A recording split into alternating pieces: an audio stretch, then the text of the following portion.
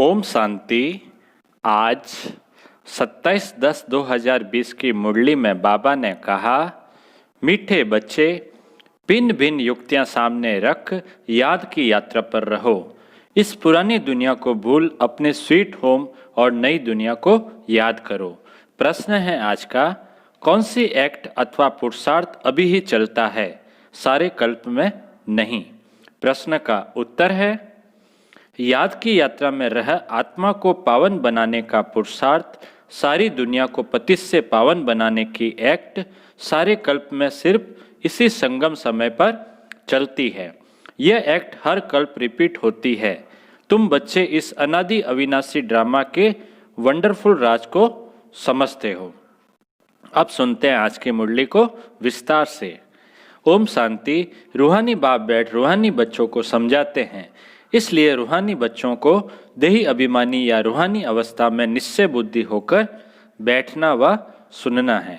बाप ने समझाया है, आत्मा ही सुनती है इन ऑर्गन्स के द्वारा। यह पक्का याद करते रहो। सदगति और दुर्गति का यह चक्र तो हर एक की बुद्धि में रहना ही चाहिए, जिसमें ज्ञान और भक्ति सब आ जाती है। चलते फिरते बुद्धि में यह रहे।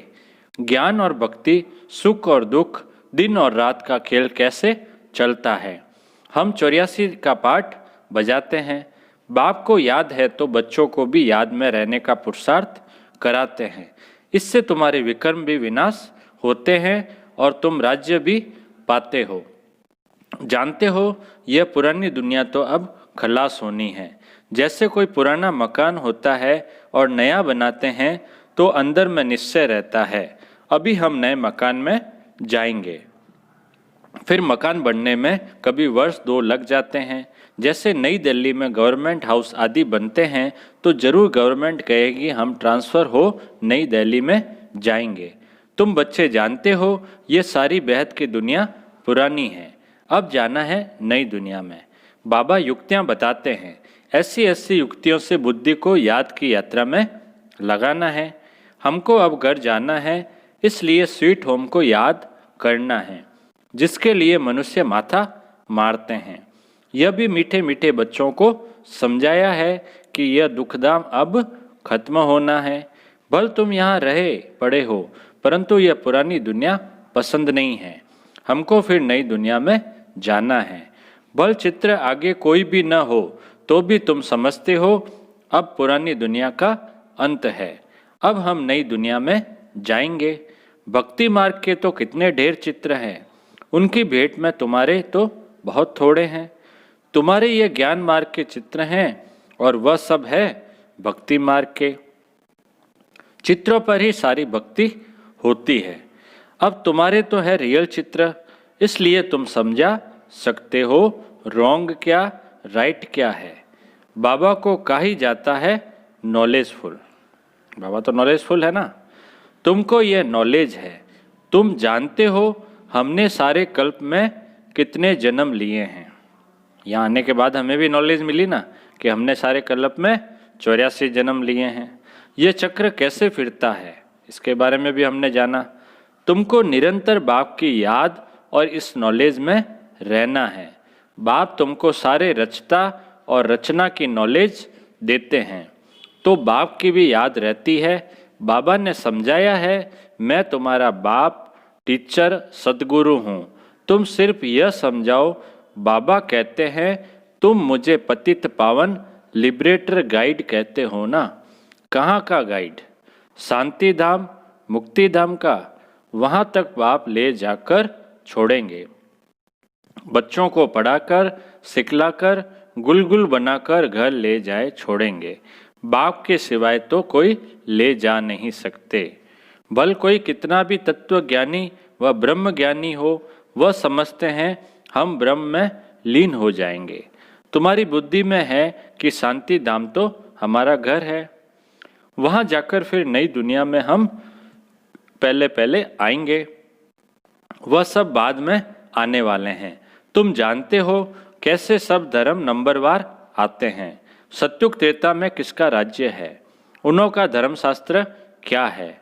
सूर्यवंशी चंद्रवंशी का तो एक ही शास्त्र है, परंतु वह गीता कोई रियल नहीं है, क्योंकि तुमको जो ज्ञान मिलता है वह तो यहीं खत्म हो जाता है, वहाँ कोई शास्त्र नहीं। द्वापर से जो कर्म आते हैं उनों के शास्त्र कायम हैं, चले आ रहे हैं। अब फिर एक धर्म की स्थापना होती है तो बाकी सब विनाश हो जाने हैं। कहते रहते हैं एक राज्य, एक धर्म, एक भाषा, एक मत हो। बाबा कहते हैं कहते रहते हैं सब कि एक राज्य हो, एक धर्म हो, एक भाषा हो, एक मत हो। वह तो एक द्वारा ही स्थापन हो सकता है। तुम बच्चों की बुद्धि में सतयुग से लेकर कलयुग अंत तक सारा ज्ञान है।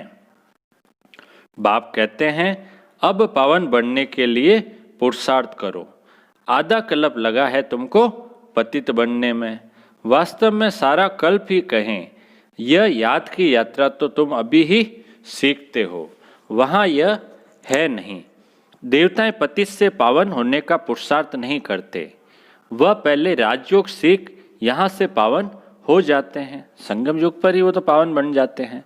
उसको कहा जाता है सुखधाम, वहाँ तो सुख है, सुखधाम बोलते हैं सतयुग को। तुम जानते हो सारे कल्प में सिर्फ अभी हम याद की यात्रा का पुरुषार्थ करते हैं, फिर यही पुरुषार्थ अथवा जो एक्ट चलती है पतित दुनिया को पावन बनाने लिए, फिर कल्प बात रिपीट होगी। चक्र तो जरूर लगाएंगे ना। तुम्हारी बुद्धि में यह सब बातें हैं कि यह नाटक है। सभी आत्माएं पाठधारी है, जिनमें अविनाशी पाठ भरा हुआ है। जैसे वह ड्रामा चलता रहता है, परंतु वह फिल्म घिसकर पुरानी हो जाती है। बाबा कहते हैं ड्रामा तो चलता रहता है, परंतु ये जो फिल्म होती है वो तो घिसकर पुरानी हो जाती है रील। यह है अविनाशी, क्योंकि ये तो है अविनाशी ड्रामा। यह भी वंडर है कितनी छोटी आत्मा में सारा पाठ भरा हुआ है। बाप तुम्हें कितनी गुह्य गुह्य महीन बातें समझाते हैं। अभी कोई भी सुनते हैं तो कहते हैं यह तो बड़ी वंडरफुल बातें समझाते हो। आत्मा क्या है वह अभी समझा है। शरीर को तो सब समझते हैं। डॉक्टर लोग तो मनुष्य के हार्ट को भी निकालकर बाहर रखते हैं, फिर डाल देते हैं, परंतु आत्मा का किसको पता नहीं है। आत्मा पतित से पावन कैसे बनती है यह भी कोई नहीं जानते। पतित आत्मा, पावन आत्मा, महान आत्मा कहते हैं ना। सब पुकारते भी हैं कि हे पतित पावन आकर मुझे पावन बनाओ, परंतु आत्मा कैसे पावन बनेगी? उसके लिए चाहिए अविनाशी सर्जन। आत्मा पुकारती उसको है जो पुनर्जन्म रहित है। आत्मा को पवित्र बनाने की दवाई उनके पास ही है। तो तुम बच्चों की खुशी में रोमांच खड़े हो जाने चाहिए। भगवान पढ़ाते हैं, जरूर तुमको भगवान भगवती बनाएंगे। भक्ति मार्ग में इन लक्ष्मी नारायण को भगवान भगवती ही कहते हैं। भक्ति मार्ग में क्या बोलते हैं? लक्ष्मी नारायण को भगवान भगवती है ना, इनको ही मानते हैं। तो यथा राजा रानी तथा प्रजा होगी ना। आप समान पवित्र भी बनाते हैं, ज्ञान सागर भी बनाते हैं, फिर अपने से भी जास्ती विश्व का मालिक बनाते हैं। पवित्र अपवित्र का कंप्लीट पार्ट तुमको बजाना होता है। तुम जानते हो बाबा आया हुआ है फिर से आदि सनातन देवी देवता धर्म स्थापन करने, जिसके लिए कहते हैं यह धर्म प्राय लोप हो गया है। उनकी बड़ के जाड़ से ही भेंट की गई है। शाखाएं ढेर निकलती है, थुर है नहीं। यह भी कितने धर्मों की शाखाएं निकली है। फाउंडेशन देवता धर्म है नहीं, प्राय लोप है। बाप कहते हैं वह धर्म है, परंतु धर्म का नाम फिरा दिया है। पवित्र न होने के कारण अपने को देवता कह न सके। न हो तब तो बाप आकर रचना रचे ना। अभी तुम समझते हो हम पवित्र देवता थे, अभी पतित बने हैं। हर चीज ऐसे होती है। तुम बच्चों को यह भूलना नहीं चाहिए। पहली मुख्य मंजिल है बाप को याद करने की, जिससे ही पावन बनना है। बोलते सब ऐसे हैं हमको पावन बनाओ। बाबा कहते हैं सब बोलते हैं हमको पावन बनाओ। ऐसे नहीं कहेंगे कि हमको राजा रानी बनाओ, सब यही बोलेंगे ना पावन बनाओ। तो तुम बच्चों को बहुत फकुर होना चाहिए। तुम जानते हो हम तो भगवान के बच्चे हैं, अभी हमको जरूर वर्षा मिलना चाहिए। कल्प कल्प ये पाठ बजाया है, झाड़ बढ़ता ही जाएगा। बाबा ने चित्रों पर भी समझाया है कि यह है सदगति के चित्र। तुम औरली भी समझाते हो, चित्रों पर भी समझाते हो। तुम्हारे इन चित्रों में सृष्टि के आदि मध्य अंत का राज आ जाता है। बच्चे जो सर्विस करने वाले हैं, आप समान बनाने जाते हैं। पढ़कर पढ़ाने की कोशिश करनी चाहिए। जितना जास्ती पढ़ेंगे उतना ऊंच पद पाएंगे। बाप कहते हैं मैं तदबीर तो कराता हूँ, परंतु तकदीर भी हो ना। हर एक ड्रामा अनुसार पुरुषार्थ करते रहते हैं। ड्रामा का राज भी बाप ने समझाया है। बाप भी है, टीचर भी है, साथ ले जाने वाला सच्चा सच्चा सदगुरु भी है।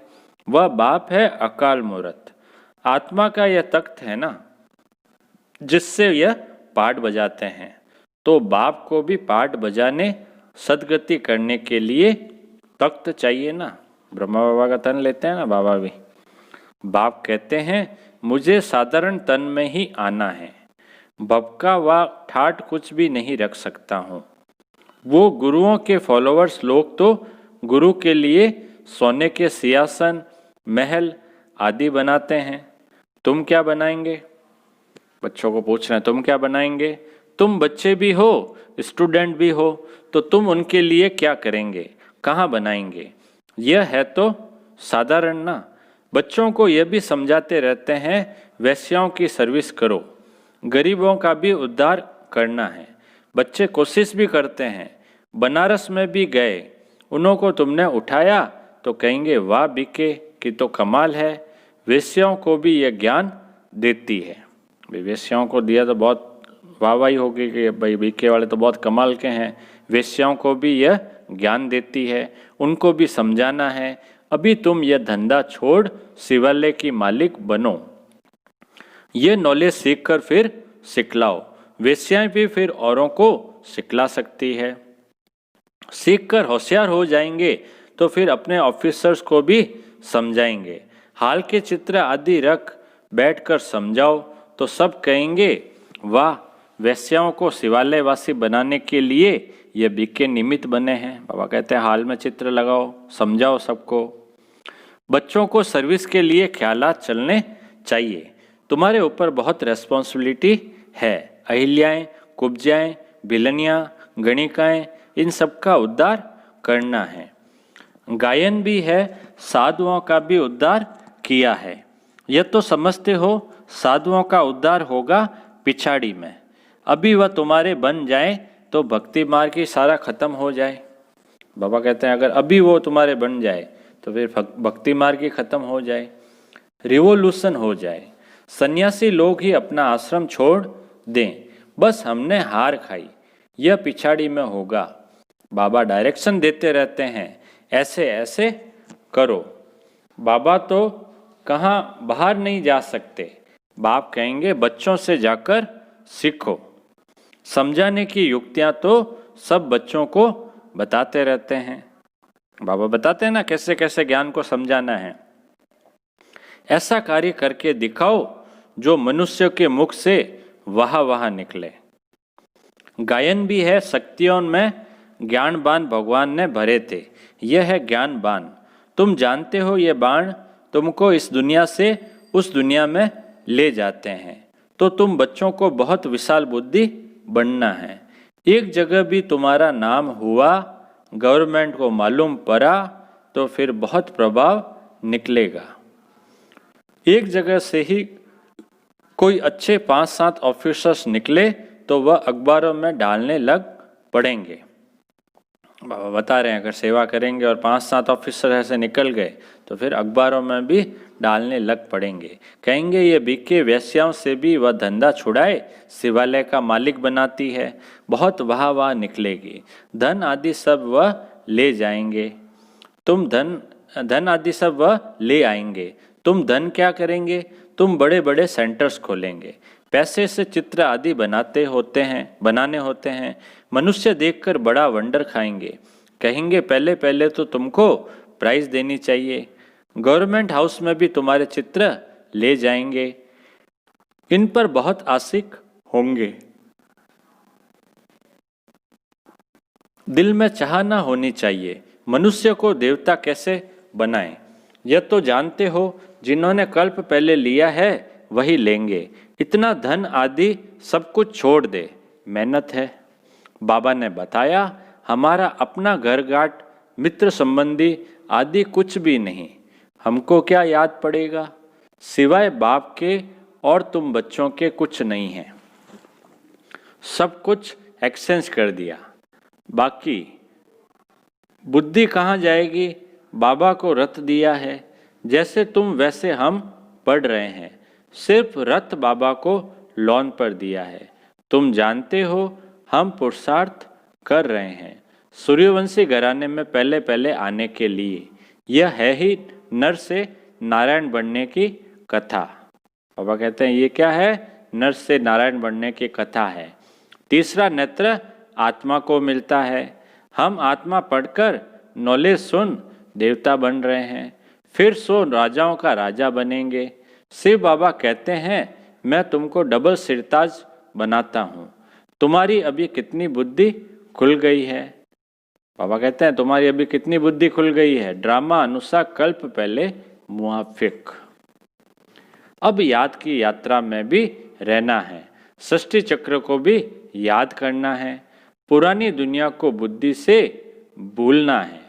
अच्छा अच्छा बाप दादा बोले, मीठे मीठे सिक्के लदे बच्चों प्रति मात पिता बाप दादा का याद प्यार और गुड मॉर्निंग। रूहानी बाप की रूहानी बच्चों को नमस्ते। हम रूहानी बच्चों की रूहानी बाप दादा को याद प्यार, गुड मॉर्निंग और नमस्ते नमस्ते नमस्ते सदा रहेंगे। हंसते हंसते बन जाएंगे फरिश्ते। वाह बाबा वाह, वाह मेरा भाग्य। धारणा के लिए मुख्य सार में पहला पॉइंट है, बुद्धि में रहे अब हमारे लिए नई दुनिया स्थापन हो रही है। ये दुख की पुरानी दुनिया खत्म हुई की हुई। यह दुनिया बिल्कुल पसंद नहीं आनी चाहिए। धारणा के लिए दूसरा पॉइंट है, जैसे बाबा ने अपना सब कुछ एक्सचेंज कर दिया तो बुद्धि कहाँ जाती नहीं, ऐसे फॉलो फादर करना है। दिल में बस यही चाहना रहे कि हम मनुष्य को देवता बनाने की सेवा करें, इस वैश्यालय को शिवालय बनाएं। मीठे बाबा का मीठा वरदान। मुरली के साज द्वारा माया को सरेंडर कराने वाले मास्टर मुरलीधर भव। मुरली के साज द्वारा माया को सरेंडर कराने वाले मास्टर मुरलीधर भव। वरदान का विस्तार। मुरलियाँ तो बहुत सुनी हैं, अब ऐसे मुरलीधर बनो जो माया मुरली के आगे न्योछावर यानी सरेंडर हो जाए।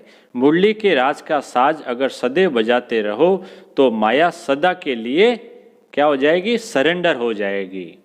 माया का मुख्य स्वरूप कारण के रूप में आता है। जब मुरली द्वारा कारण का निवारण मिल जाएगा तो माया सदा के लिए समाप्त हो जाएगी। कारण खत्म अर्थात माया खत्म। स्लोगन, अनुभवी स्वरूप बनो तो चेहरे से खुश नसीबी की झलक दिखाई देगी। अनुभवी स्वरूप बनो तो चेहरे से खुश नसीबी की झलक दिखाई देगी। अच्छा, ओम शांति।